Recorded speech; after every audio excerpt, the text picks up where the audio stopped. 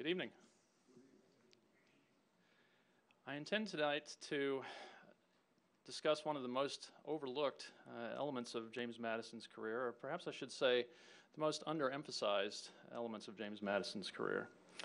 And one reason why it doesn't get the emphasis it should get is that here, as in some other areas of his political life, Madison self-consciously stood in the shadow of one of his contemporaries, that Thomas Jefferson.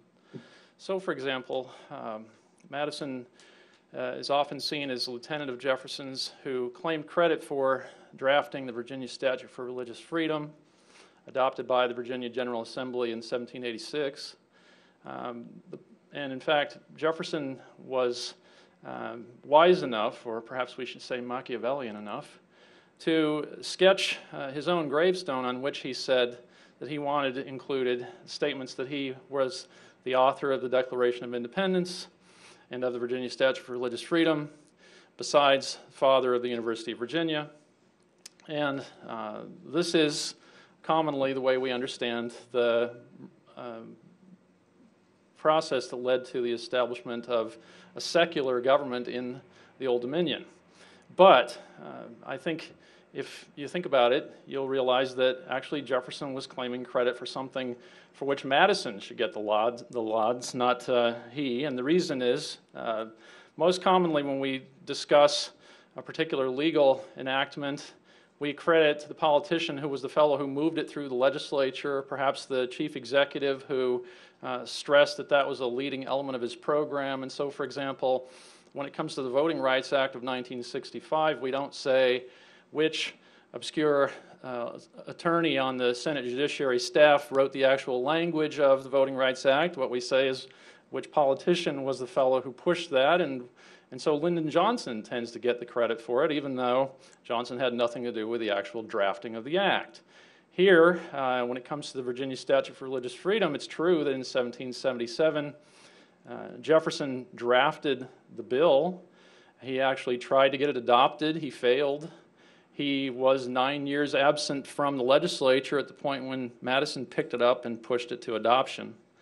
And this, I think, the fact that Jefferson then claimed credit for it and that Madison never complained about that tells us something significant about Madison's political personality, his personality generally.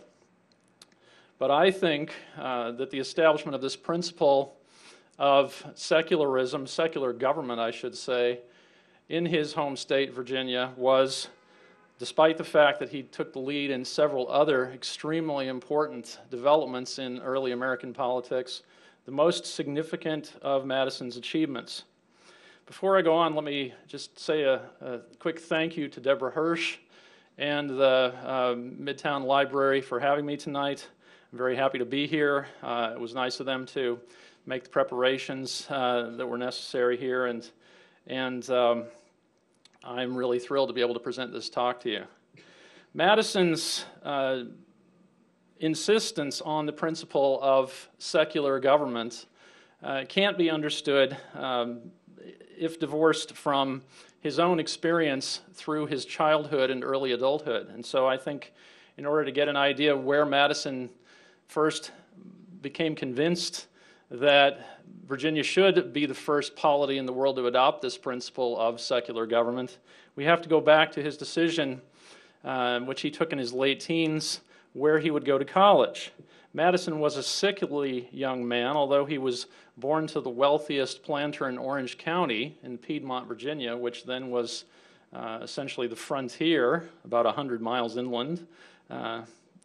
He was born in Orange County to the wealthiest man in the county, and one might have expected that if he were interested in studying medicine, he would go off to Edinburgh, or if he were interested in studying law, he would go to the Inns of Court in London, or if he had no interest in either of those, he might spend some time, as most of his peers did, at the Colonial College, the only college south of Princeton in colonial America, William and Mary. But when the time came, Madison did none of these, and the reason was what he sometimes referred to as his poor constitution. That is, that he was perennially unwell, and he thought, as people did at the time, that Williamsburg was a disease-ridden environment. They thought the vapors made you sick. And so he decided to go off to what was then called the College of New Jersey, what we now call Princeton. This was going to have a very important effect on Madison's political career. There was a significant distinction to be made in those days between Princeton and William and Mary. William and Mary was not a rigorous academic environment. It was a school in which Enlightenment thinking dominated. On the other hand, it was run by the colonial church of Virginia, the Episcopal Church, and if he had gone there, Madison would have had a different kind of nurturance of his intellect than he encountered at the College of New Jersey.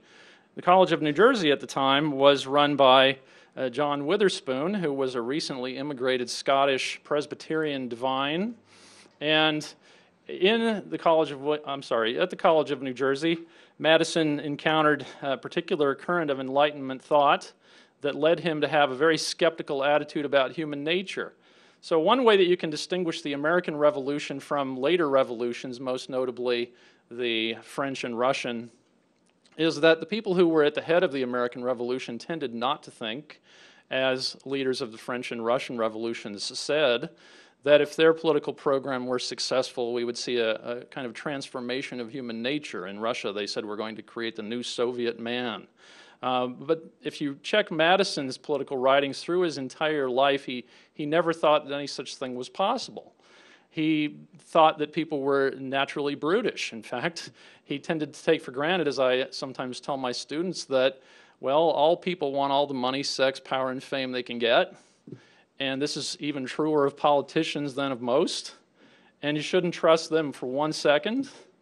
And that helps to tell you why you certainly should not mix an area of life that's dominated by people like that with something so important as religion. We shouldn't understand Madison as having thought that religion wasn't important and that was why the government shouldn't be concerned with it. Rather, his reason was that he took it so seriously. So he'd spent time at the College of New Jersey, and then he went back to Virginia at age 21. There then commenced a time when he engaged in a very fascinating correspondence here in his early 20s with one of his Princeton classmates, a fellow named William Bradford, actually from Pennsylvania. Bradford later would also be politically prominent. He was, for a time, the Attorney General in the Washington administration.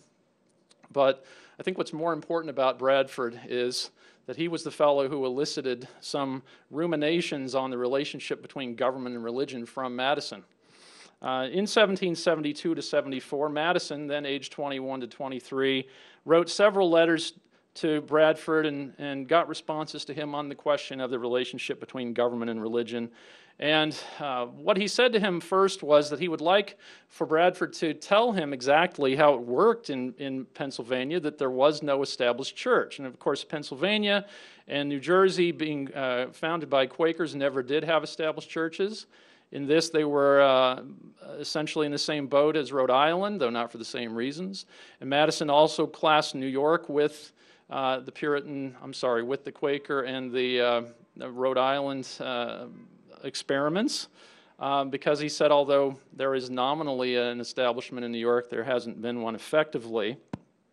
But Madison was livid in 1772 with the authorities in Virginia because he said, in this and neighboring counties, and by that he meant in Orange County on the Virginia Piedmont and neighboring counties, there have in recent weeks been several people who have been jailed, whipped, fined, and otherwise mistreated for being Baptists and for spreading Baptist teaching. And in fact, there were also a couple of cases in nearby counties, and it happened maybe fortuitously, although I don't know whether Madison would have said this was fortuitous. But it happened that Madison was born in the epicenter of radical Protestantism in America. The Baptist movement was strongest in Orange and neighboring Albemarle counties in Virginia, and it happened, too, that Albemarle was Thomas Jefferson's home county. So the two of them were witness to this treatment that was being meted out to the Baptists in Virginia in these very last few years of the colonial period. So besides the whippings, finings, jailings that Madison complained of, we also have accounts of a couple of other episodes. In one case, the local leader of the gentry, that is the local landed elite chief figure, had